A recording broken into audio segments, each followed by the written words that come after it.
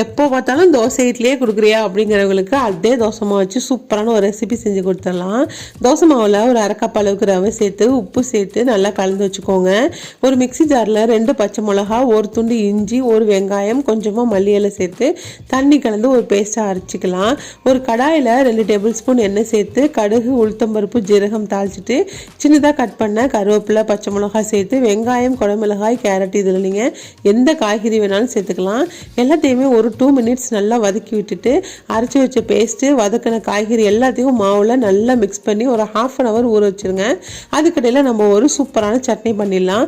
தேங்காய், இஞ்சி, பொட்டுக்கடலை, பச்சை மிளகாய் எல்லாத்தையும் சேர்த்து அரைச்சி தாளித்து ஊற்றிட்டிங்கன்னா சட்னி வந்து சூப்பராக ரெடி ஆகிடும். இந்த கலந்து வச்சுருக்கிற மாவை குழிப்பணியார சட்டியில் ஊற்றி 2 பக்கமும் நல்லெண்ணெய் ஊற்றி நல்லா வேக வச்சு எடுத்து கொடுத்திங்கன்னா குழந்தைங்க சூப்பராக வேணான்னு சொல்லாமல் சாப்பிட்டு முடிச்சிடுவாங்க. நமக்கு வேலை மிச்சமாயிடும். கண்டிப்பாக இதை ட்ரை பண்ணி பாருங்கள். புதுசாக பார்க்குற நண்பர்கள்